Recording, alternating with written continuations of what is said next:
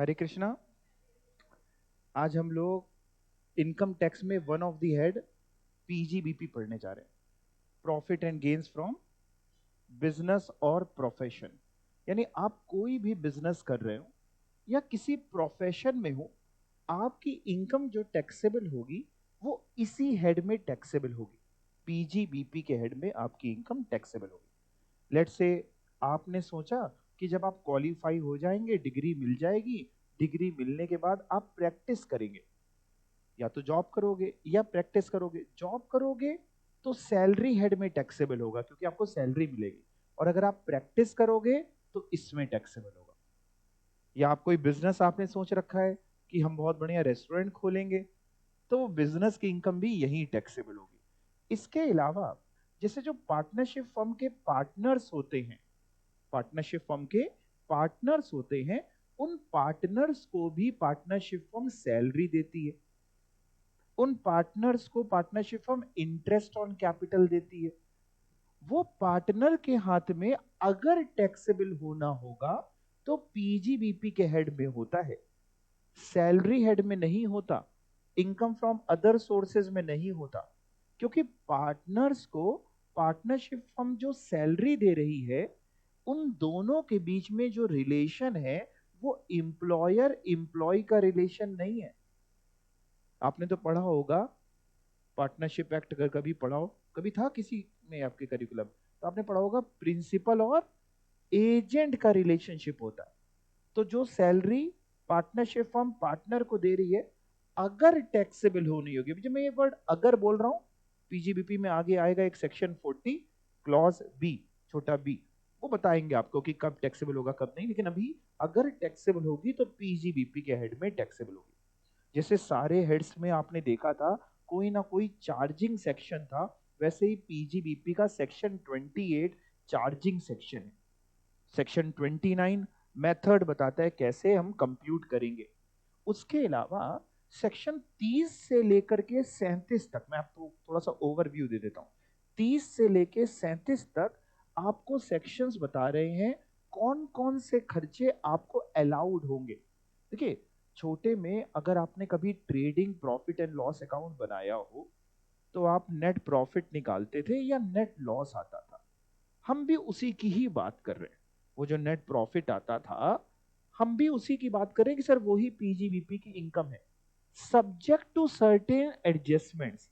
For example, आपने अपना profit and loss account बनाते समय मान लो बाई साइड में, इनकम की साइड में कोई कैपिटल गेन की इनकम डाल दी।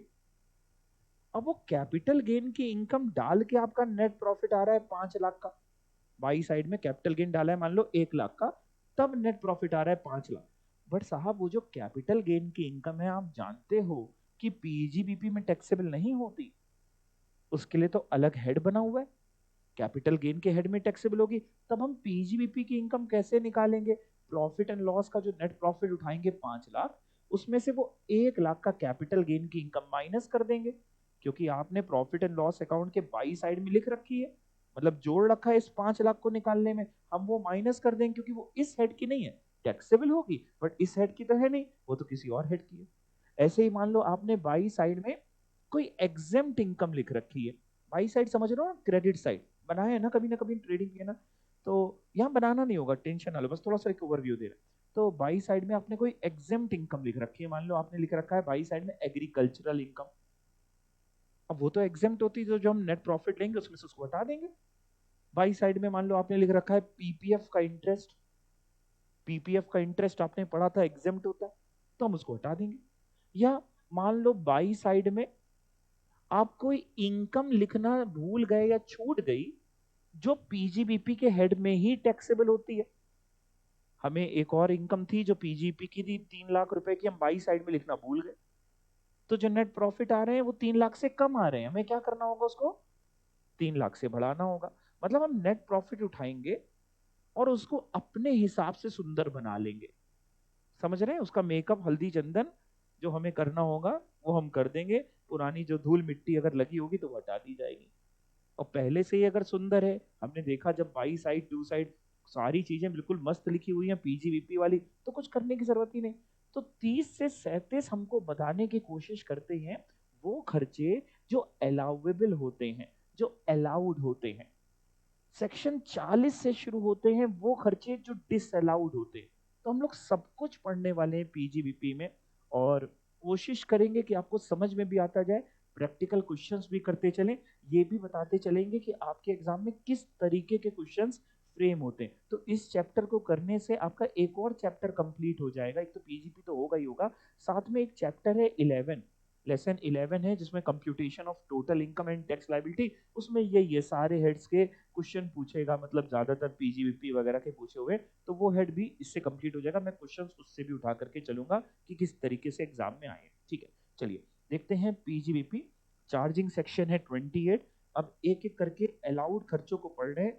सबसे पहले सेक्शन 30 जो है वो बताता है rent, rate, repair and insurance for building. यानी अगर आपके पास बिल्डिंग है तो उसका कौन सा खर्चा अलाउ होगा, रेंट अलाउ हो जाएगा कि रेट। रेट समझते हैं, वही रेट और टैक्सेस एक ही बात, वही म्युनिसिपल टैक्सेस वगैरह जो आप उस बिल्डिंग का दे रहे हैं। इंश्योरेंस करा रखा हो, रेवेन्यू, रिपेयर। तो इसको मैंने ऐसे बना रखा है टेबुलर फॉर्म में कि एक कॉलम हो गया पर्टिकुलर्स, एक हो गया rent, rate, taxes, insurance, revenue, repair, capital repair. ये अंतर समझते हैं रेवेन्यू एक्सपेंडिचर में, कैपिटल एक्सपेंडिचर में। जैसे बिल्डिंग में हमने व्हाइट वॉश वगैरह करा रहे हैं, रेवेन्यू रिपेयर है, नॉर्मल कुछ खराब हो गया सही करा दिया, रेवेन्यू रिपेयर है। लेकिन मान लो हमारे पास बिल्डिंग है, 2 फ्लोर बनी है, हमने एक फ्लोर और कंस्ट्रक्ट करा दी, कैपिटल एक्सपेंडिचर। अच्छा, जो कैपिटल एक्सपेंडिचर होता है वो पूरा उस साल अलाउ नहीं होता, आपको उस पर डेप्रिशिएशन मिलता है। क्या मिलता है आपको? हाँ, तो अब देखते हैं क्या लिखा है। और दो बातें, या तो वो बिल्डिंग आपकी खुद की होगी जिसमें बिजनेस कर रहे होगे, या आप किराए पे लेकर के कर रहे होगे। ओनर हो सकते हो या टेनेंट हो सकते हो। अगर आप ओनर हैं तो रेंट तो नॉट एप्लीकेबल। रेंट किस बात का? रेंट में नॉट एप्लीकेबल। लेकिन अगर आप टेनेंट हैं तो किराया अलाउड है, जो आप किराया पे कर रहे हैं वो खर्चे की तरह माइनस कर लीजिए।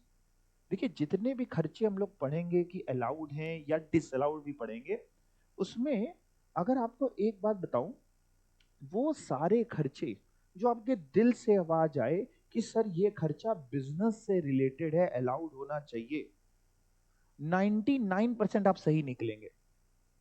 तो अगर हमने मान लो एक ऑफिस, एक फैक्ट्री किराए पे लिए, 10,000 रुपए किराया देते हैं महीने का, तो क्या लगता है व्यापार के लिए खर्चा है, अलाउड होना चाहिए? अलाउड है, खुद की बिल्डिंग है, तो काहे का किराए का भैया, किसको किराया दे। ठीक है, ऐसे ही रेट एंड टैक्सेस अलाउड हैं दोनों जगह पे। अगर बिल्डिंग का इंश्योरेंस कराया है तो जो भी प्रीमियम तुम पे कर रहे हो वो भी खर्चे के तौर पे अलाउड है। जो भी रेवेन्यू रिपेयर कर रहे हो सब कुछ अलाउड है, कुछ मना नहीं किया लॉ में करने, सब कुछ अलाउड है। बट कैपिटल रिपेयर का नॉट अलाउड है। लेकिन मैंने इस पे ना एस्ट्रिक बना के रखा है, स्टार का साइन, और यहाँ बताया है कैपिटल रिपेयर पूरा खर्चा उस साल अलाउ नहीं होगा। तो क्या होगा सर, वो आपकी कॉस्ट में जोड़ दिया जाएगा, एसेट की कॉस्ट में, और उस पर आप क्या क्लेम करोगे? डेप्रीशिएशन। क्लियर? तो ये बैठ के आपको रटना नहीं है कि ये अलाउड, ये allowed। आपको 2-3 बार बस रीड करते जाना है। ठीक है, ऐसे नहीं पूछेगा कि सेक्शन 30 में क्या अलाउड होता है, ऐसी थ्योरी नहीं आती है ना। ओके, 31 की बात करें तो ये तो देखो, 30 तो बिल्डिंग की बात कर रहा था, 31 बात करता है प्लांट मशीनरी की और फर्नीचर की। अब सारे कॉलम देखो जो ऊपर बने थे हमने वही बनाए हैं, एक कॉलम बस नहीं बनाया है। दोनों को अगर कंपेयर करो तो, हाँ, तो बिल्डिंग में होता है municipal tax, plant machinery furniture में तो म्युनिसिपल टैक्स नगर निगम कोई लेता नहीं, तो उसका कॉलम ही नहीं बना। अब यहाँ पे भी अगर आप ओनर हैं तो रेंट नॉट एप्लीकेबल, टेनेंट है तो रेंट अलाउड है, बट इस सेक्शन में अलाउड नहीं है, सेक्शन 37 में पीजीबीपी में ही अलाउड है। लेकिन आपको ये नहीं याद रखना कि कौन से सेक्शन में अलाउड है। मतलब मैं आपको ये नहीं कह रहा कि आप ये याद रखो एज अ स्टूडेंट कि रेंट जो प्लांट मशीनरी का है वो 31 में नहीं 37 में अलाउड है। नहीं नहीं, रेंट अलाउड है। 31 में नहीं लिखा है लेकिन 37 में लिखा है, 37 पढ़ेंगे आगे, तो अलाउड है रेंट भी। सर इसके अलावा सब कुछ अलाउड है, जैसे ऊपर लिखा था कैपिटल रिपेयर्स में एग्जैक्टली सेम लिखा है, नॉट अलाउड। क्यों नहीं अलाउड है? क्योंकि वो तो कॉस्ट में ऐड होगी, और क्या मिलेगा उसके ऊपर? देखो, चाहे ये बिल्डिंग की बात कर रहे हो, चाहे प्लांट मशीनरी फर्नीचर की बात कर रहे हो, हम सब अलाउड करने के लिए तैयार हैं। शर्त है वो आप अपने बिजनेस या प्रोफेशन के लिए यूज कर रहे हो। मान लो वो बिल्डिंग जिसमें आप रह रहे हो, आपका घर है, तो क्या उसका पे कोई भी रेवेन्यू रिपेयर आपने कराया तो क्या हम खर्चा अलाउ कर देंगे बिजनेस से? नहीं जी, वो पर्सनल एक्सपेंडिचर है। मान लो एसी आपने घर में लगा रखा है, फिर वो मशीन है उस पे जो रिपेयर होती है हर साल, वो नहीं अलाउड है। काहे से रिलेटेड होना चाहिए? बिजनेस से रिलेटेड होना चाहिए, तभी अलाउड होगा। पर्सनल खर्चे थोड़ी ना अलाउड होंगे। ये बात मैंने इस नोट में लिखी है, नोट एक्सपेंसेस, चाहे सेक्शन 30 हो चाहे सेक्शन 31 हो, दोनों जो भी आपने पढ़े, सेक्शन नंबर याद नहीं करने, जिसका याद करना होगा हम बता देंगे। सेक्शन 30 हो या 31 हो, are allowed only if asset are use for the purpose of business और, तो ये तो बड़ी डीम्ड सी बात है। अभी तक में कोई भी डाउट या कोई क्वेरी आती हो मन में? नहीं। अब हम लोग पढ़ने जा रहे हैं डेप्रीशिएशन। पीजीबीपी में डेप्रीशिएशन बताता है सेक्शन 32, यानी इनकम टैक्स डिपार्टमेंट कहता है कि सर हम डेप्रीशिएशन कैसे निकालते हैं, कितना अलाउ होता है, उस सबका तरीका सर हम बताएंगे। हमने कहा आप क्या बताओगे, बच्चों को आता है, बच्चे स्कूल से डेप्रीशिएशन निकालना आता है और बहुत सारे मेथड बच्चे पढ़ के आते हैं, डब्ल्यूडीवी, एसएलएम और ये और वो। कह रहा बच्चे जो भी पढ़ के आते हैं उसको भूल जाएं, वो अकाउंटिंग है, ये इनकम टैक्स है। इनकम टैक्स उस प्रिंसिपल से थोड़ा सा डिविएट होता है, तरीका इनकम टैक्स बताता है। तो 5 मिनट अगर आप मेरे को पहले सुन लेंगे फिर पढ़ेंगे तो मजा आएगी। इनकम टैक्स मेथड सिर्फ और सिर्फ डब्ल्यूडीवी को मानता है, एसएलएम को नहीं मानता। यानी हमें मेथड कौन सा चुनना होता है? डब्ल्यूडीवी। हाँ, अगर हम पावर जनरेटिंग यूनिट है, बिजली प्रोड्यूस करते हैं, पावर जनरेटिंग यूनिट के पास ऑप्शन होता है कि एसएलएम या डब्ल्यूडीवी, बाकी किसी के पास ऑप्शन नहीं है, सबको डब्ल्यूडीवी मानना। दूसरी बात, इनकम टैक्स जो डेप्रीशिएशन अलाउ करता है वो ब्लॉक ऑफ एसेट के कॉन्सेप्ट पे डेप्रीशिएशन अलाउ करता है। हमें एसेट्स का ब्लॉक बनाना पड़ता है। ब्लॉक मतलब बोले तो कि जैसे मेरे पास 5 मशीन्स हैं, पांचों में रेट ऑफ डेप्रीशिएशन है 15% का, तो कह रहा है उन पांचों मशीन को ऐड करके एक ब्लॉक बनाएंगे और उस ब्लॉक पे डेप्रीशिएशन निकालेंगे। इंडिविजुअल एसेट्स पे डेप्रीशिएशन नहीं निकालेंगे।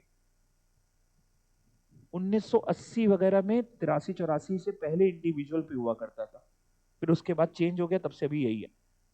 हमने कहा मतलब सर, कह रहा मतलब आपके पास जो सेम क्लास ऑफ एसेट है having same rate of depreciation, उनका एक ब्लॉक बनेगा। हमने कहा थोड़ा सा इलेबरेट करिए। हमारे इनकम टैक्स में क्या होता है बेटा, टोटल 4 हेड होते हैं, 4 तरीके के एसेट होते हैं टोटल। एक होता है हमारे इनकम टैक्स में बिल्डिंग, एक होता है प्लांट एंड मशीनरी, एक होता है फर्नीचर, एक होता है इंटेंजिबल एसेट। इनके अलावा कुछ नहीं होता। Building, plant machinery, furniture, intangible asset. Building का मतलब आप जानते हैं।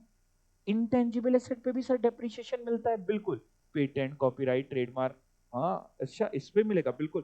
फर्नीचर आप जानते हैं, प्लांट एंड मशीनरी आप जानते हैं।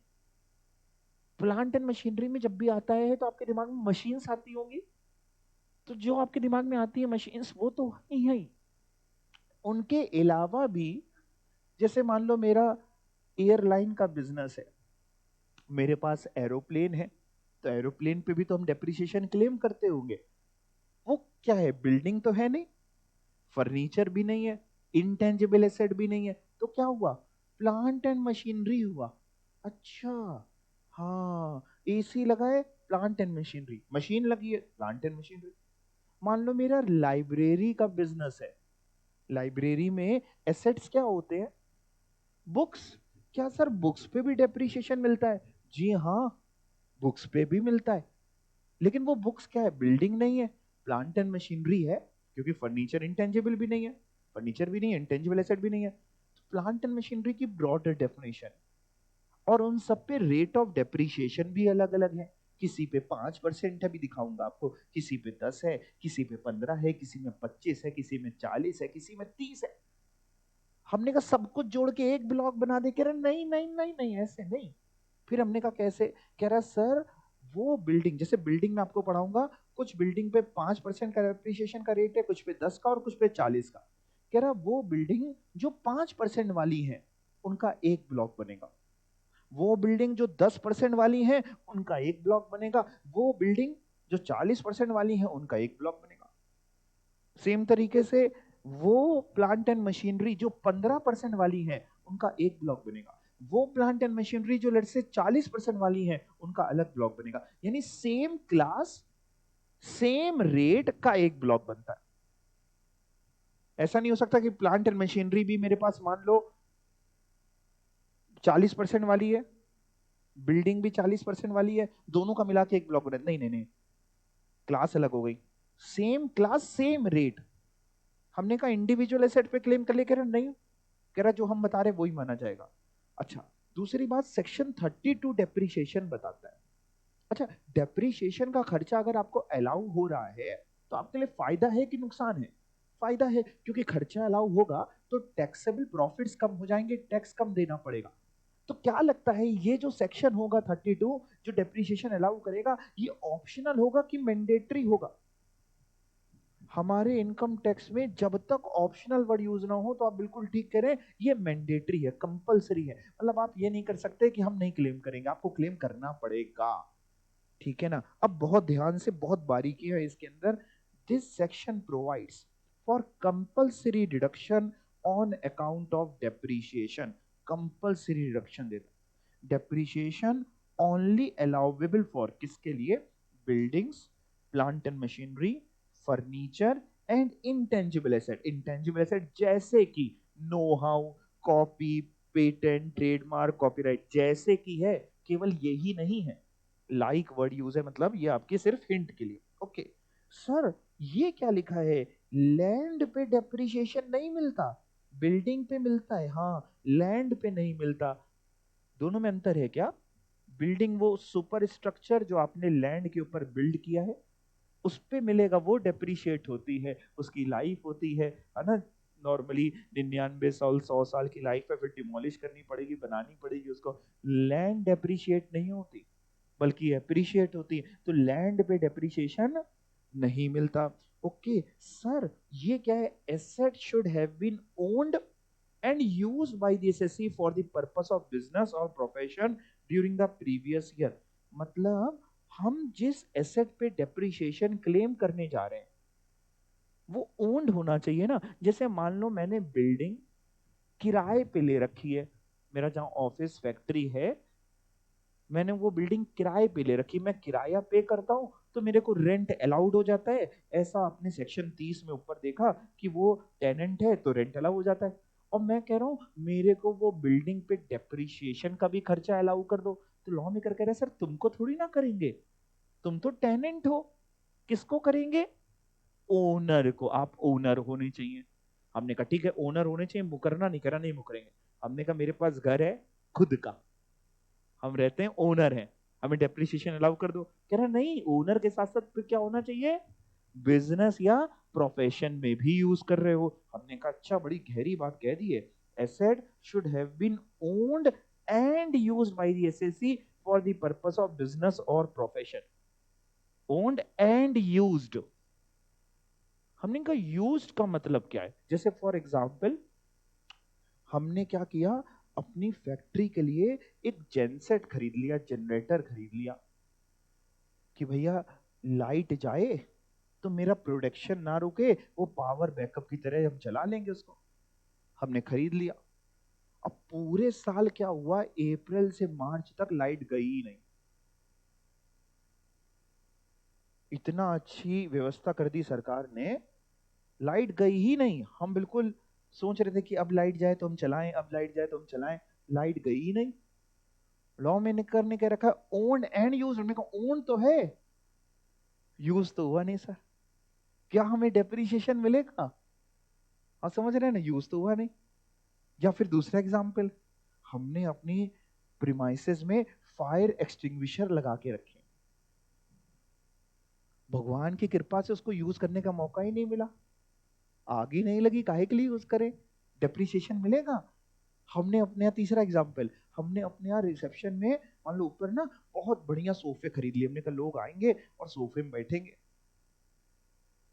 लोग आए, हमने उनसे कहा सर बैठ जाइए, नहीं नहीं हम खड़े हैं, ठीक है। हमने अरे बैठ जाइए, पूरे साल कोई बैठा ही नहीं।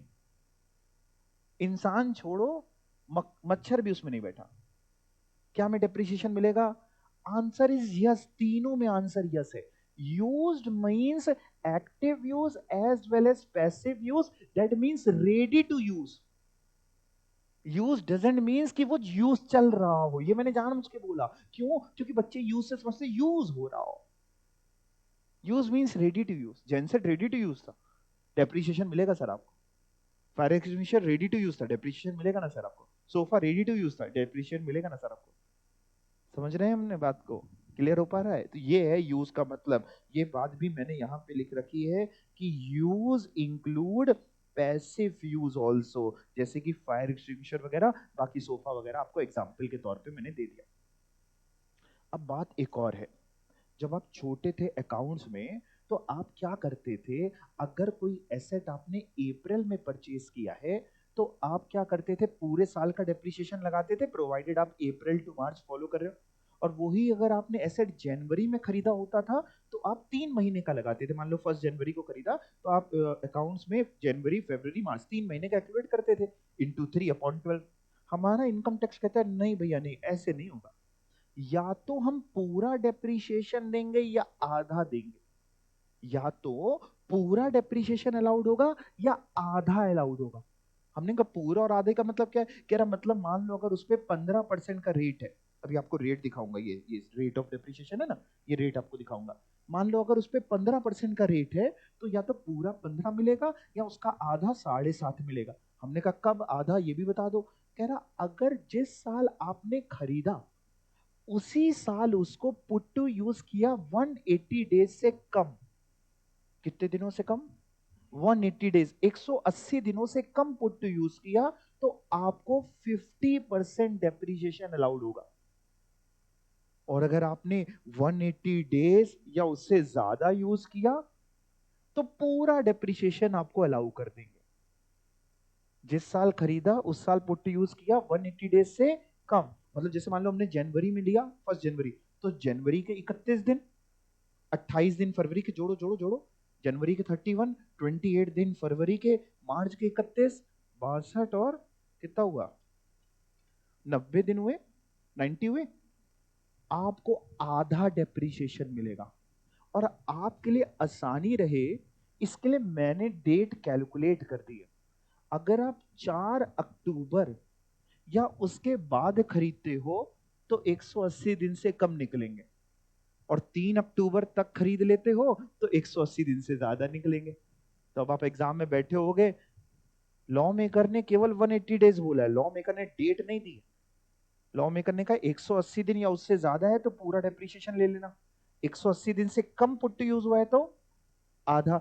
तो अगर आप 4 अक्टूबर से अगर हम दिन निकलवाएं आपको, मान लो 4 अक्टूबर को किसी ने खरीदा, 4 अक्टूबर या उसके बाद खरीदेगा ना, तो 180 डेज से कम होंगे। मैं खिलवाता हूँ, 4 अक्टूबर को खरीदा, तो अक्टूबर के कितने दिन? 31 में से 3 माइनस कर देना, 4 तो इंक्लूड होगा।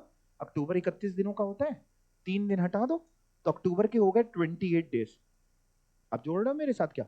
28 डेज अक्टूबर के, नवंबर के 30 दिन, दिसंबर के 31, जनवरी के 31, फरवरी 28 क्योंकि लीप ईयर तो है नहीं ये वाला, और मार्च 31। कितने होते बताइए? 179। तो 4 अक्टूबर या उसके बाद खरीदोगे तो 179 या उससे नीचे होंगे। और 3 अक्टूबर खरीदते हो तो 180 डेज। 2 अक्टूबर खरीदते हो, हाँ वो था ना, 2 अक्टूबर को गए थे, 3 को वापिस आए थे, पाव भाजी, वो कौन सी पिक्चर थी? दृश्यम। हाँ, वैसे 2 और 3 नहीं याद रखना आपको, आपको 4, 3, 4 याद रखना है। 3 तक खरीदते हैं पूरा डेप्रिसिएशन, 3 अक्टूबर गांधी जी को दिमाग में रखने का, ठीक है ना। और 4 अक्टूबर को तो आधा, और भूल जाओ तो निकाल लेना फिर 180 दिन। क्लियर? तो देखते हैं क्या लिखा हुआ है। If in the first year in which an asset is acquired it is put to use for less than 180 days, 50% of depreciation is allowable in that year. 50% means जो रेट है उसका 50%। मतलब अगर उस एसेट पे रेट है 40% का, तो आपको कितना मिलेगा? 20। क्लियर? और मैंने ब्रैकेट में ये लिख दिया इसका interpretation, that means purchase date will be 4 October onwards, 4 October onwards. Clear हो गया? अच्छा मान लो मैंने क्या किया इस बार, बहुत ध्यान से सुनना, मैंने इस बार एक स्प्लिट एसी खरीदा, पैक होकर के आया बिल्कुल, स्प्लिट एसी खरीदा, मान लो अप्रैल में ही खरीद लिया। ईयर लिख के बताऊं अगर आपको, लेट्स से मैंने प्रीवियस ईयर 2025 2024-25 कर देते, ठीक है। प्रीवियस ईयर 2024-2025 में एक स्प्लिट एसी खरीदा, डेट थी, डेट ऑफ परचेज थी मेरी, डीओपी लिख दें, आप समझ जाओगे, डेट ऑफ परचेज। मैंने खरीदा स्प्लिट एसी 1 अप्रैल 2024 को, और बिल्कुल पैक होकर के आया, है ना। मैंने बढ़िया किसी कंपनी का खरीदा, पैक होकर के आया, पैक होकर के आता है ना, वो गत्ते में पैक होता है, और मैंने उसको रखवा दिया, हमने कभी इंस्टॉल करा लेंगे। पूरे साल मैंने उसको इंस्टॉल नहीं कराया भाई, कोई जबरदस्ती नहीं थी, हमें नहीं मन किया, रखा हुआ है। क्या हमें इसके ऊपर इस साल डेप्रीशिएशन मिलेगा कि नहीं मिलेगा? क्योंकि लॉ मेकर ने कह रखा है ओन्ड एंड यूज। अब यूज में मैंने एक्टिव यूज भी सिखाया, पैसिव यूज भी सिखाया, तो क्या ये पैसिव यूज में आ जाएगा? नहीं आएगा, ये रेडी टू यूज नहीं है। डेप्रीशिएशन इस साल नहीं मिलेगा क्योंकि इस साल आपने यूज ही नहीं किया। तो मैंने 31 मार्च तक, 31 मार्च 25 तक पुट टू यूज नहीं किया। पुट टू यूज वर्ड समझते हो? Put to use, ready to use, है ना, नहीं इंस्टॉल किया, डेप्रीशिएशन भी नहीं मिलेगा। दूसरा केस, मैंने अगले साल इसको पुट टू यूज किया। अगले साल मैंने क्या किया, जून में, जून 2025 को, जून 2025 अगला साल हो गया, प्रीवियस ईयर 25-26, मैंने जून 25 में इसको इंस्टॉल करा लिया। तो पिछले साल तो प्रीवियस ईयर 24-25 में नहीं मिला था डेप्रीशिएशन, क्या जून 25 में यानी प्रीवियस ईयर 25-26 असेसमेंट ईयर 26-27 में मिलेगा कि नहीं मिलेगा? मिल जाएगा, बिल्कुल मिलेगा सर, कोई दिक्कत नहीं। इतनी बात आप समझ गए। अगला सुनना, मैंने जून 25 में इंस्टॉल कराया, आप कह रहे हैं डेप्रीशिएशन मिलेगा, मेरे को यह भी बता दो कि पूरा मिलेगा कि 50% मिलेगा? पूरा मिलेगा सर, 180 दिन से ज्यादा है, पूरा। आप बिल्कुल ठीक है, लेकिन अगर यही मैं जून की जगह डेट दे देता कि बेटा मैंने इसको इंस्टॉल कराया जून की जगह, मान ले नवंबर में, नवंबर 2025 में इंस्टॉल कराया, तो डेप्रीशिएशन अभी भी मिलेगा। लेकिन आप समझ पा रहे हैं क्यों आधा? आधा कितने लोग जल्दी से हैंड रेज करेंगे? समझ रहे हैं ना आधा क्यों हो गया? क्योंकि 180 डेज से कम हो गया। क्लियर? बट आंसर सही ये नहीं है। आंसर है आपको तब भी पूरा मिलेगा, फुल डेप्रीशिएशन मिलेगा, आधा नहीं। आधा तो तब मिलता है जब जिस साल खरीदा उसी साल अगर पुट टू यूज किया 180 दिन से कम, तो आधा। जिस साल खरीदा उसी साल, सर ये कहां लिखा है? लिखा है, पढ़ भी लिया आपने, बट आप पढ़ के बिना पढ़ पाए। देखें कहां लिखा है, if in the first year भी लिखा था, if in the first year in which asset is acquired it is put to use for less than 180 दिन, तो होगा आधा। तो अगर उसी साल जिस साल खरीदा होता उसी साल 180 दिन से कम पुट टू यूज किया होता तो आधा, अगले साल किया तो पूरा, अगले साल भी इंस्टॉल नहीं किया होता तो नहीं मिलता, मिलता ही नहीं। जब इंस्टॉल करोगे जिस साल उस साल मिल जाएगा, लेकिन पूरा मिल जाएगा क्योंकि खरीदा तो किसी और साल में था। ठीक है, आधा कब है? आधे की बात बस याद रखना, आधा तभी है जब जिस साल खरीदा उसी साल 180 डेज से कम आपने पुट टू यूज किया। बोलो बात समझ में आ रही है? सर ये बताओ कि जैसे मान लो मेरे पास कोई एसेट है, मान लो मेरा कोई व्यापार है, जैसे टेंट हाउस नहीं होते, आपने देखा होगा टेंट हाउस, जैसे घर में आपका कोई फंक्शन है, आपकी शादी है, आपका ब्याह है ना, तो आप वहां से दरी, चादरें और कुर्सियां ये सब मंगवा लेते हैं ना, चांदनी वगैरह क्या बोलते हैं उसको, शायद आप जानते हो ना जानते हो, तो सब किराए पे मंगवा लेते हैं, बर्तन मंगवा लेते हैं। अब इतने बड़े बड़े भगोने तो है नहीं, आप इतना, आपका इतना सा पेट है, तो मंगवा लेते हैं किराए पे। अब वो जो किराए पे दे रहा है बंदा, जो ओनर है, आप तो ओनर नहीं, आप तो किराए दे रहे हैं, आपको डेप्रिसिएशन नहीं मिलेगा, वो जो किराए पे दे रहा है उसका तो बिजनेस है ना, क्या वो डेप्रिसिएशन क्लेम कर सकता है? आंसर इज यस, बिल्कुल उसको मिल जाएगा। कहने even if owned by SSC and then leased out and used by lessee, even then depreciation can be claimed by SSC. समझ पा रहे हैं बात को? जो ओनर है जिसने किराए पे दिया। Sir rate of depreciation, rate of depreciation अगर आप चाहो तो याद भी कर सकते हो, और नहीं तो हो सकता है कि आपको दे भी दे। रेट ऑफ डेप्रिसिएशन बड़ा आसान है। बिल्डिंग की बात करें तो बिल्डिंग पे सर तीन है, एक 5% का रेट है, एक 10% का रेट है, और एक 40% का रेट है। सर 5 किस्में हैं, 5% है बिल्डिंग जो रेसिडेंशियल यूज वाली हैं, लेकिन except hotels and boarding houses को हटा के, होटल्स वगैरह को 10 मिलता है, बाकी बाकी जो रेसिडेंशियल यूज वाली हैं उनको 5% मिलता है। और जो नॉन रेसिडेंशियल यूज है, फैक्ट्री है, ऑफिस है, गोडाउन है, उस पर 10% मिलता है। सर एक बात बताओ, आपने अभी बताया कि डेप्रिसिएशन तो तभी मिलेगा जब बिजनेस की बात हो, तो आप क्यों कह रहे हो कि रेसिडेंशियल यूज पे 5% मिलता है? आपने एग्जाम्पल तो लिया कि आपका खुद का घर है, आप रहते हो, तो उस पर डेप्रिसिएशन मिलता ही नहीं है, तो 5 की भी बात कहां से आई? हम उन रेसिडेंशियल यूज की बात नहीं कर रहे, हम किसकी बात कर रहे हैं? हमने वर्कर्स के लिए क्वार्टर्स बना के रखे, समझ रहे हैं? हम उसकी बात कर रहे हैं, अपने रेसिडेंशियल यूज के लिए नहीं। सर वर्कर्स के लिए क्वार्टर बना के रखे, उनको अलॉट कर रखे, तो आपको डेप्रिसिएशन मिलेगा, बिल्कुल मिलेगा। सर क्या ये बिजनेस संबंधित है? बिल्कुल संबंधित है। कैसे संबंधित है? मान लो मेरी फैक्ट्री जो है वो, मान लो उत्तराखंड में मेरी फैक्ट्री है, पहाड़ी एरिया में। अब वर्कर्स पहाड़ चढ़ के आते हैं, फिर पहाड़ चढ़ के वापस जाते हैं। फैक्ट्री का टाइम है 10 से 5, चढ़ के आते हैं, आते आते उनको 12 बज जाता है।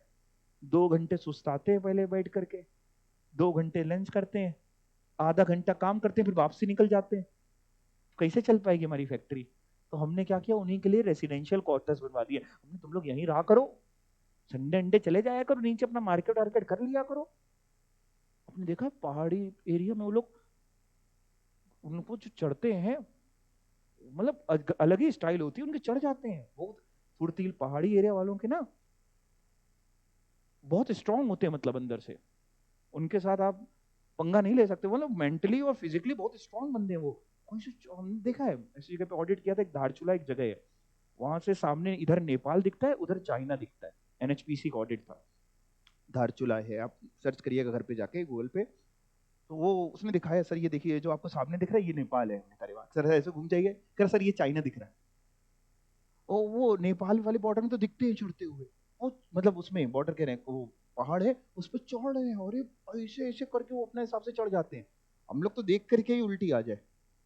हाँ वो जो पहली बार लेके गया था ऑडिट पे, हमें आज भी याद है। तो उसके बाद तो काफी बार जाके, पहली बार लेके गया तो उसका ड्राइवर बड़ा सन सन चला रहा था गाड़ी, मतलब 50-60 की स्पीड में गाड़ी चला रहा। और हम लोग 3 लोग थे, तीनों लड़के लड़के थे हम लोग, अच्छी हम लोग की दोस्ती थी। और ऐसे जैसे क्या होता है ना, पहाड़ी एरिया में एकदम से शार्प टर्न होता है, तो हमने कहा ये आगे, हमें कुछ नहीं आगे, हम गए, फिर ऐसे हम लोग बच गए। वो जवान बिल्कुल, मतलब उसमें हमने कहा इसके बाद इसमें नहीं जाएंगे। फिर हालांकि नॉर्मली हो गया कि हाँ भाई ऐसे ही ये लोग ऐसे ही चलाते हैं इनको, लेकिन इनका हाथ सदा हुआ, अपन नहीं चला पाते। अपन नॉर्मल चलाने में, पहाड़ी एरिया में वो थोड़ा सा वही लोग चला सकते हैं, उनको पता है। अपन क्या है ना, अपन ओवरटेक करने के चक्कर में इधर से निकल जाएंगे, उधर से गाड़ी, वो बड़ा अपने तेज भी चला रहे हैं, लेकिन कंट्रोलिंग भी चलाते हैं। तो अब कह रहे हैं सर ऐसे में क्या होने वाला है, आपको अगर आपने क्वार्टर बनवाए हैं एम्प्लॉयज के लिए, तो क्या हम आपको डेप्रिसिएशन दे दें? बिल्कुल दे देंगे, बट कितना देंगे? 5, क्योंकि कमी डेप्रिशिएट हो रही है। और वो बिल्डिंग जिसमें फैक्ट्री चल रही है, जिसमें मशीनें चल रही हैं, बिल्डिंग वाइब्रेट हो रही है, हथौड़ी चल रही है, वो ज्यादा डेप्रिशिएट हो रही है, तो 10 दे देंगे। ये आपको याद करने के लिए मैं समझा रहा हूं, कि आप कहानी से शायद याद कर लें। और अगर आपने टेम्परेरी इरेक्शन कराया हुआ है, जैसे कि वुडन इरेक्शन वगैरह, तो 40%। टेम्परेरी इरेक्शन समझते हैं? जैसे मान लो फॉर एग्जाम्पल एक बहुत बड़ा सा मॉल बनना है। अब बहुत बड़ा सा मॉल बना, जैसे जी स्क्वायर जब बना, आपने देखा इसका कंस्ट्रक्शन होते हुए। कोई भी बहुत बड़ी सी प्रेमाइसेस जब बननी होती है, तो अब सवाल ये आता है साहब कि उसमें सीमेंट आनी है, मोरंग आना है, ईटा आना है, उसको हम स्टोर कहाँ करेंगे? अच्छा खुले में रख दिया, जैसे सीमेंट में अगर खुले में रख दिया और उसमें पानी पड़ गया तो खराब हो जाती है, पत्थर बन जाती है। तो उसके लिए क्या किया जाता है, एक टेम्परेरी स्ट्रक्चर। और अगर हमने मान लो लेबर्स कहीं बाहर से बुला रखे हैं, बिहार वगैरह से बुला रखे हैं, तो उनके लिए एक टेम्परेरी वुडन का स्ट्रक्चर बना दिया गया कि तुम यहीं रह लो, यहीं खा पी लो, है ना। यहाँ सीमेंट, इधर दूसरा कमरा बना दिया गया, सीमेंट स्टोर हो गई, और अपना बन रहे जेड इसका। उसके जब पूरा बन जाएगा तो उसको तोड़ दिया जाएगा। चांद में दाग अच्छा लगता है, लेकिन उसमें थोड़ी ना अच्छा लगेगा आपको, उसको हटा दिया जाएगा। तो वो वुडन स्ट्रक्चर जो टेम्परेरी बना है, उसका 40% आप ले सकते हैं, टेम्परेरी है तो ज्यादा देने के लिए हम तैयार हैं। ओके, फर्नीचर्स पे 10% है, कंप्यूटर्स पे 40% है। क्योंकि कंप्यूटर्स पे आप देख रहे हैं आए दिन टेक्नोलॉजीज चेंज होती है, प्रोसेसर एंड यानी कितनी तो नई टेक्नोलॉजी आ चुकी है। प्लांट एंड मशीनरी पे 15। अब क्या बात करने वाले हैं मैं बताता हूं आपको। देखो, प्लांट एंड मशीनरी का जनरल रेट 15% है। जनरल रेट मतलब अगर किसी का स्पेसिफिक रेट दिया होगा तो हम वो लगाएंगे, और जिस प्लांट एंड मशीनरी का कोई रेट नहीं होगा उसका 15%। जैसे कि मोटर कार, क्या ये भी प्लांट एंड मशीनरी है? हाँ। क्यों? बिल्डिंग तो है नहीं। चार ही है हमारे इनकम टैक्स में, बिल्डिंग नहीं है, फर्नीचर नहीं है, इंटेंजिबल नहीं है, तो क्या है ये? Plant and machine. तो मोटर कार अगर आप उसको रनिंग डेम ऑन हायर पे यूज नहीं कर रहे तो 15%। मतलब हमने कंपनी में कार खरीद रखी है डायरेक्टर्स वगैरह के लिए, एम्प्लॉइज वगैरह के लिए, डेप्रिसिएशन बिल्कुल आराम से हम क्लेम कर सकते हैं, लेकिन 15%। वही मेरा, लेकिन अगर टैक्सी का व्यापार है, हम उसको कैब की तरह यूज करते हैं, तो फिर 30% का मिल जाएगा। Motor car, motor buses, taxi वगैरह में यूज कर रहे हैं 30%। शिप्स वगैरह, स्पीड बोट्स वगैरह 20%। Aircraft, energy saving devices, pollution control equipment, books वगैरह भी 40%, और इनटेंजिबल पे 25%। तो देखिए, ये सारे जो मैं येलो से हाईलाइट कर रहा हूँ ये सब प्लांट एंड मशीनरी है। कंप्यूटर भी, ये भी, ये भी, ये भी, ये भी। इन सब पे स्पेसिफिक रेट प्रोवाइड है तो वो लगेगा, और जिसका कोई रेट नहीं दिया है प्लांट एंड मशीनरी का उसका 15%। इस दुनिया में जिसका कोई नहीं होता उसका 15% होता है। ठीक है? मान लो हमने पेन बनाने की मशीन खरीदी, पूरा एक्ट छान रहे हैं, पेन बनाने की मशीन का रेट अलग से कहीं लिखा ही नहीं है, 15% रेट है। क्लियर हो गया? याद कैसे करेंगे? याद करना बड़ा आसान है। देखिए, बिल्डिंग का है 5, 10, 40, फर्नीचर का एक ही है 10, इंटेंजिबल एसेट का एक ही है 25, कंप्यूटर का है 40, मोटर कार का 15 और 30। टैक्सी पे नहीं तो 15, टैक्सी पे है तो ज्यादा डेप्रिशिएट होगी ना, समझ पा रहे हो? तो 30। पानी पे चलोगे, शिप्स वगैरह, थोड़ी कम रिस्क होती है, 20%। रोड पे चलते हैं टैक्सी वगैरह में थोड़ी ज्यादा रिस्क है, 30%। हवा में चलते हैं और जरा सा प्लेन डगमगाता है, डर लगता है आपको? मेरे को तो लगता है भाई। बाकी हम कई बार देखते हैं बाकी लोग आराम चैन से सो रहे हैं, और बहुत ही फ्रीक्वेंट फ्लायर होगा, अपन तो कभी कदाच वाले फ्लायर टाइप है, और डर लगता है वो जैसे ओ, हाँ टर्बुलेंस होता है तो लगता है गए, हनुमान चालीसा याद आ जाती है। तो कह रहे साहब ज्यादा रिस्क है, 40%। तो ऐसे याद रख लीजिए, 20, 30, 40। पानी में 20, टैक्सी रोड पे तो 30, हवा में तो 40, ऐसे याद कर लो। ठीक है? कंप्यूटर डिप्रिशिएट ज्यादा होता है 40, बुक्स वगैरह पे 40, एनर्जी सेविंग डिवाइसेस पे 40, पॉल्यूशन कंट्रोल इक्विपमेंट्स पे 40। दो चार बार आप पढ़ोगे आपको याद हो जाएंगे। ठीक है? बाकी 90% उम्मीद है कि क्वेश्चन आएगा तो रेट आपको शायद दे दे। ओके। हाँ, रनिंग देम ऑन हायर मतलब किराए पे, हायर, हायर मतलब किराए पे चलाने का मतलब है। हम टैक्सी किराए पे चला, आपने गाड़ी खरीदी, आप ओला में गाड़ी चला रही हैं, तो वो आपको डेप्रिशिएशन कितना मिलेगा? 30% वो होता है।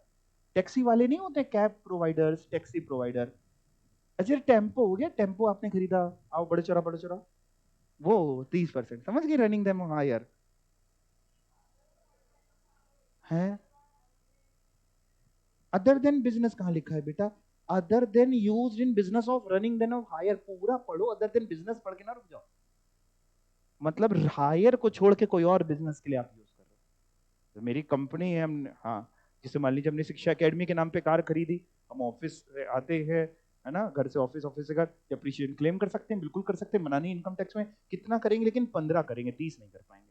और वही हमने सवारियां बैठाना शुरू कर दिया कि आपसे पूछा आपको कहाँ जाना है, आपने कहा हमें भी लाल बंगले तक जाना है, हमने कहा चलो, है ना, 5 रुपए सवारी, पता नहीं कितना लगता है, 5-10 रुपए तो लेते नहीं, 5 रुपए लेते हैं टेम्पो वाले, नहीं लेते। ओके, चलो ठीक है, चले आगे।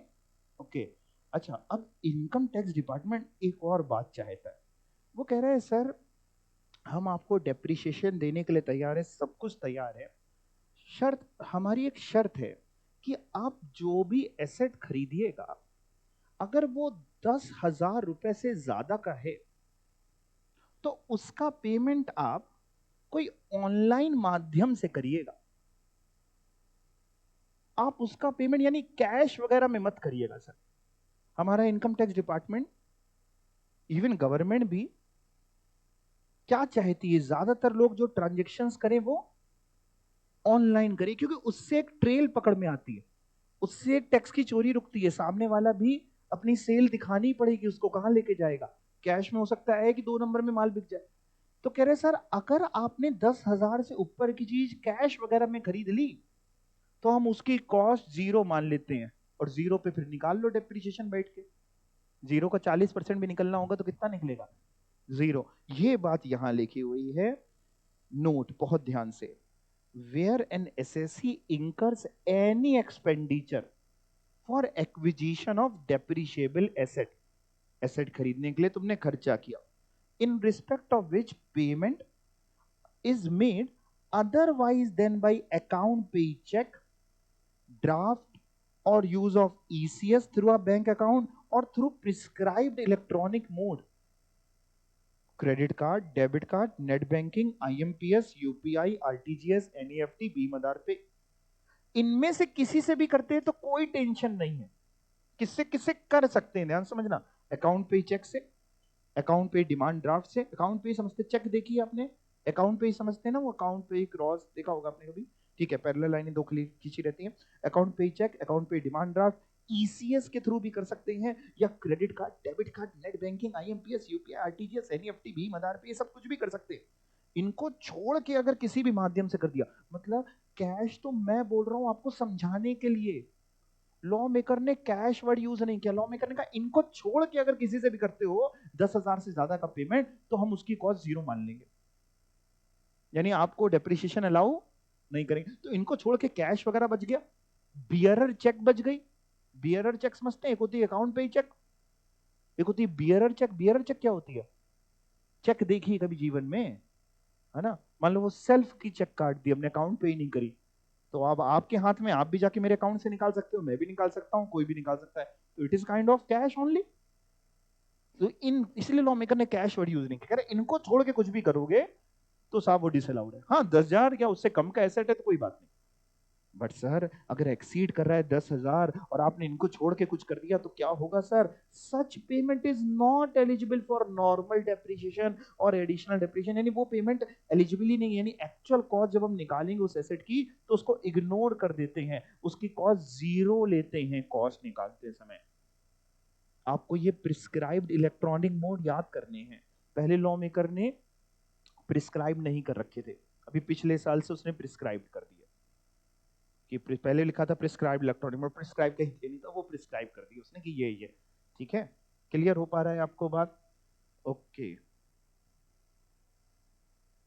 अब जैसा कि मैंने आपको बताया कि हम लोग ब्लॉक ऑफ एसेट के कॉन्सेप्ट पे डेप्रिसिएशन लगाते हैं, इंडिविजुअल एसेट पे नहीं लगाते, और ब्लॉक का मतलब है सेम क्लास का सेम रेट का। ब्लॉक किसका बनता है, जो सेम क्लास के होते हैं सेम रेट के, ये बात कहां लिखी है, group of asset falling within a same class of asset in respect of which same percentage of depreciation is prescribed, यानी जो सेम क्लास के होते हैं, ऐसे अंडरलाइन करो, सेम क्लास सेम परसेंटेज उनका एक block, same class same percentage उनका एक ब्लॉक। मैं पहले आपको एक चीज आगे पढ़ाता हूं, ये नोट बाद में पढ़ाऊंगा, बट पहले थोड़ा सा आगे पढ़ाना पड़ेगा तब ये नोट पे जाएंगे। कह रहे हैं सर कैसे निकलेगी आखिर, WDV मेथड पे आप लगाते हो कैसे निकलेगी, हमें क्या तरीका बताया है लॉ मेकर ने। लॉ मेकर कहता है सबसे पहले आप ओपनिंग WDV ले लो। हमने कहा ओपनिंग WDV किसकी, कह रहा ब्लॉक की, अगर वो ब्लॉक पहले से आ रहा है तो उस ब्लॉक की ओपनिंग WDV, यानी जो पिछले साल की क्लोजिंग WDV रही होगी वो इस साल की ओपनिंग WDV हो जाएगी। हमने कहा ठीक है, हमने कहा लेट से इस वाले ब्लॉक में मेरे 4 एसेट थे, उनका नाम था ABCD, तो कह रहा वो ले लो, और उनकी ओपनिंग WDV ABCD हमने माना कि 4, मान लो लेट से प्लांटर मशीनरी थी, चारों 15% वाली थी, तो हमने एक ब्लॉक बना रखा था, तो कह रहा उसकी ओपनिंग WDV कितनी आ रही थी, हमने कहा पिछले साल की क्लोजिंग देखी, डेप्रिसिएशन हटाने के बाद बची थी 10 लाख मान लो, तो कह रहा 10 लाख रुपए, हमने कहा ठीक है, कह रहा 10 लाख में जोड़ देना, ऐड कर देना, अगर इस साल आपने इसी ब्लॉक का कुछ और खरीदा हो। हमने कहा इसी ब्लॉक का कुछ और खरीदा हो मतलब, कह रहा अगर इसी साल प्लांट एंड मशीनरी खरीदी हो 15% वाली तो उसका अलग ब्लॉक नहीं बनेगा, पहले से ब्लॉक जिंदा है तो उसी ब्लॉक में ऐड हो जाएगी। तो हमने कहा लेट से खरीदी, हमने एक मशीन ई खरीदी वही 15% वाली इस साल, तो कह रहा add actual cost of asset acquired during the previous year. हमने कहा सर हमने 1 लाख की खरीदी, कह रहा 1 लाख ऐड हो जाएगा। हमने कहा 10 और 1 11 हो रहा है, हमने कुछ कुछ माइनस करना है, कह रहा हाँ अगर आपने इस साल कोई मशीन इस ब्लॉक की बेची तो उसका सेल प्राइस माइनस कर देना। हमने कहा कॉस्ट माइनस करे, कितने का खरीदा? कह रहा नहीं सुनो तो सेल प्राइस माइनस कर दो। हमने कहा अच्छा। हमने कहा मान लो हमारी मशीन बी खराब हो गई थी, ओपनिंग वाले में 4 थे ना ABCD, इसमें से बी खराब हो गई थी और हमने बी वाली बेच डाली उठा करके। कह रहा कितने में बेची? हमने कहा 20,000 में बेची। कह रहा 20,000 माइनस कर दो। हमने कहा करने के बाद 10 और 1 11 जोड़ा, 20 माइनस किया तो 10,80,000। कह रहा ये आई क्लोजिंग WDV। अब डेप्रिशिएशन इस पे कैलकुलेट होगा 1080 पे। 1080 पे अगर मान लो 15% का रेट है तो 10,80,000 का हम 15% निकालेंगे, 1,62,000 तुम्हें डेप्रिशिएशन इस साल अलाउ होगा। और डेप्रिशिएशन माइनस करने के बाद तुम्हारी WDV कितनी बचेगी? 10,80,000 में अगर 1,62,000 माइनस कर दें तो बचती है, आप सही बता, बोलो बोलो, 9,18,000। ये अगले साल की ओपनिंग WDV होगी। अगले साल की ओपनिंग 9,18,000। और हमने कहा अगर पहले से कोई उस वाला ब्लॉक था ही नहीं तो हमने कहा हमने मान लो इस बार एक एनर्जी सेविंग डिवाइस खरीदी, उस पर 40% का डेप्रिशिएशन है। कह रहा हाँ। हमने कहा पहले से हमारे पास कोई ऐसा एसेट नहीं था प्लांट एंड मशीनरी जिस पे 40% का, तो कोई टेंशन की बात हुई ना, ओपनिंग WDV 0 क्योंकि ओपनिंग कुछ था ही नहीं। Add actual cost of asset acquired during the year, मतलब एक नया ब्लॉक बन रहा है 40% का। एक्चुअल कॉस्ट कितनी खरीदी? हमने कहा 5 लाख की खरीदी। कह रहा 5 लाख। हमने less sale price money payable, हमने कुछ बिका नहीं है। कह रहा 0, WDV हो गई 5 लाख, डेप्रिशिएशन लगा लो 5 लाख का 40%। क्लियर हो पा रहा है आपको? हमने कहा ठीक है एक क्वेश्चन करते हैं बहुत ध्यान से। Depreciable asset on 1st April 23 on which depreciation is available at the same rate of 25%। कह रहा है सर हमारे पास 3 एसेट थे, एक एसेट ए था 3 लाख का, एक एसेट बी था 5 लाख का, एक एसेट सी था 7 लाख का, और इन सब पे हमने माना कि 25% सेम रेट पे डेप्रिशिएशन मिलता था। तो यानी इन तीनों का टोटल कितना हो गया? 7 3 10 और 5 15, टोटल हो गया 15 लाख।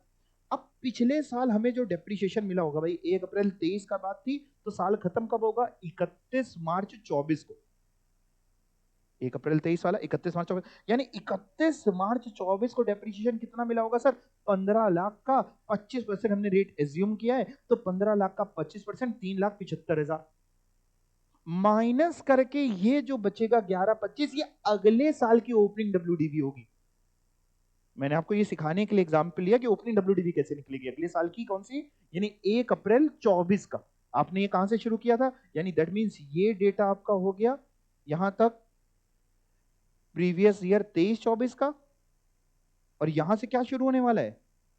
हाँ, तो ये आपकी निकल के आई 1 अप्रैल 24 की। तो हमने कहा ठीक है 1 अप्रैल 24 की हो गई 11,25,000। हमने कहा क्या इस साल यानी प्रीवियस ईयर 24-25 में कोई एसेट और खरीदा है? कह रहा हाँ मान लो।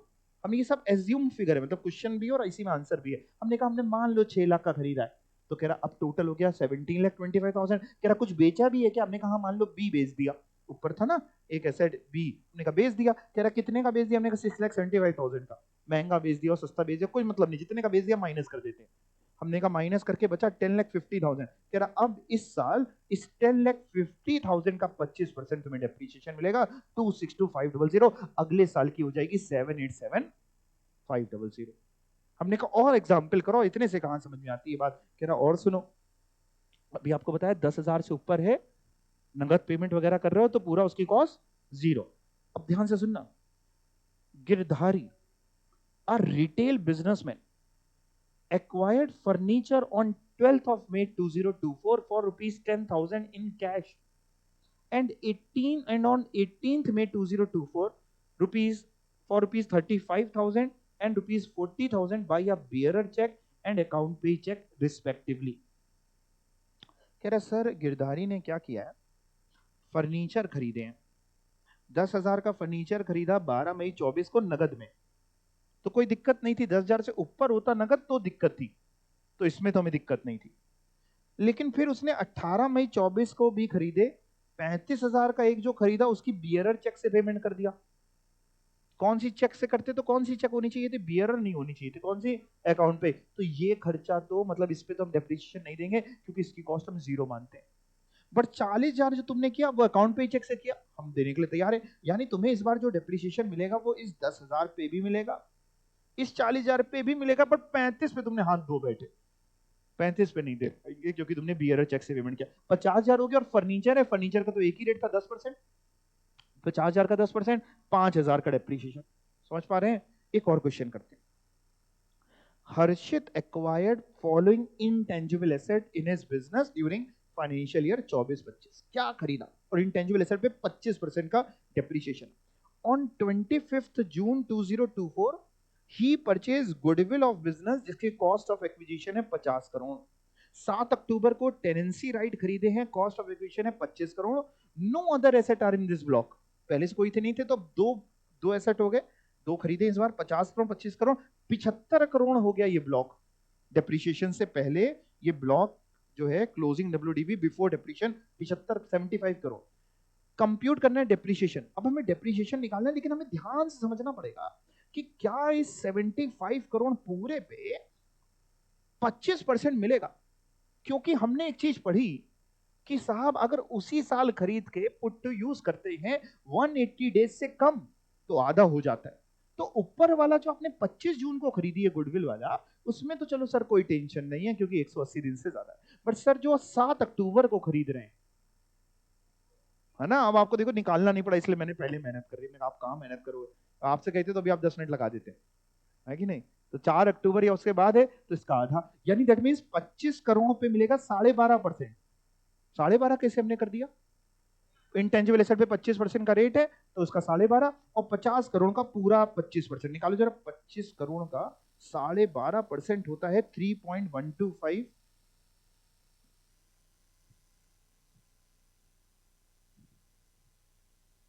25 करोड़ का 12.5% 3.125, है ना।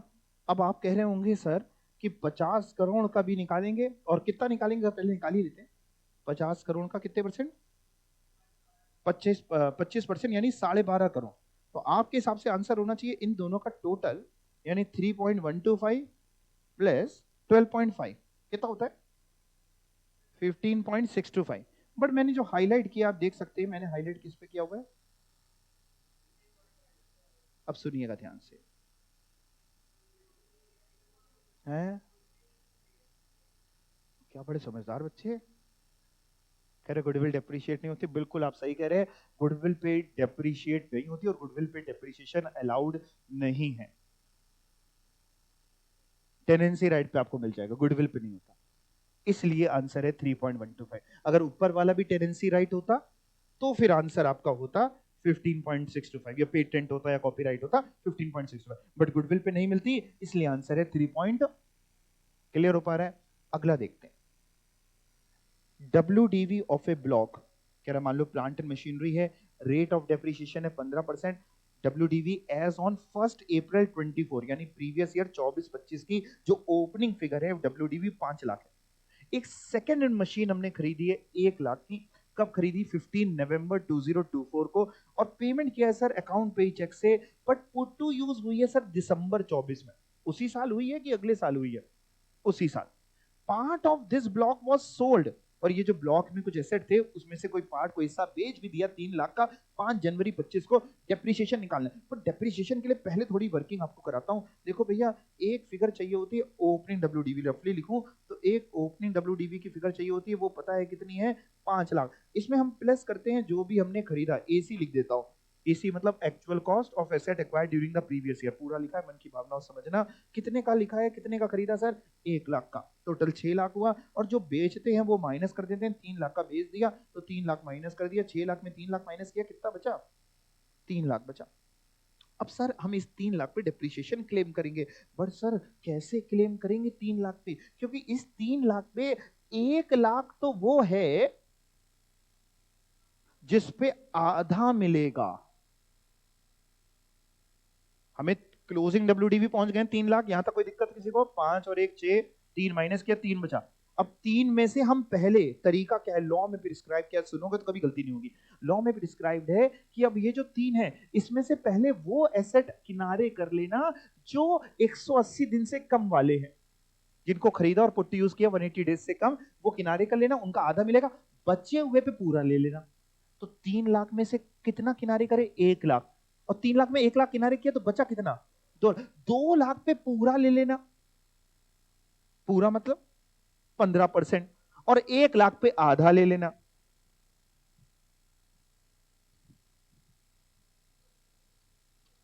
₹37,500 कैसे किया सर? 3 लाख है, मैं यहां लिख रहा हूं 3 लाख था।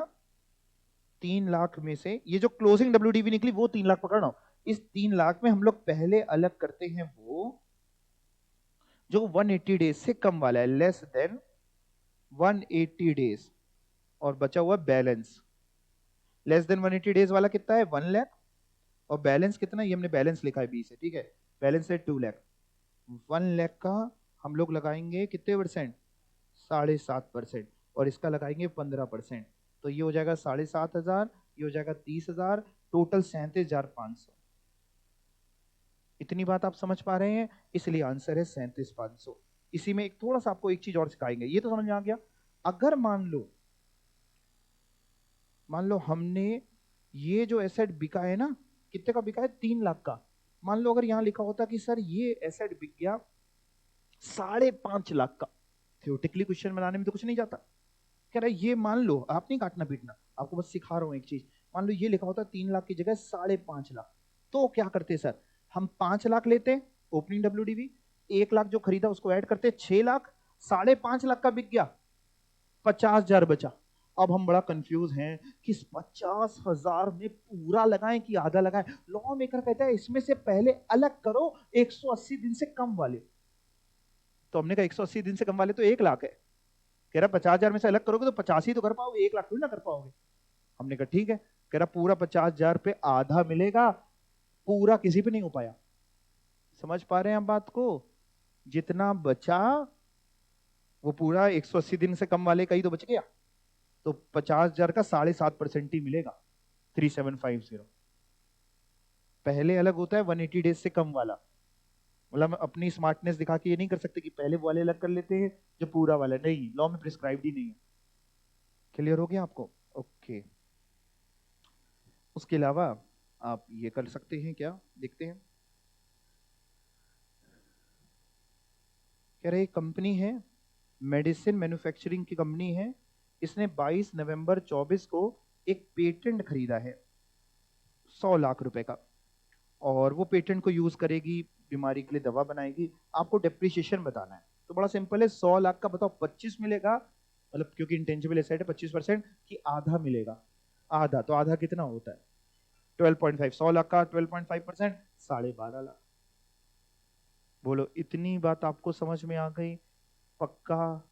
कोई टेंशन किसी को नहीं? कुछ पूछना है यहां तक में? इजी है यहां तक? तो आज के लिए अपन इतना ही करेंगे। आप इतना रिवाइज करके आइएगा और आगे का एक बार थोड़ा बहुत रीड करके आइएगा, ठीक है? Thank you.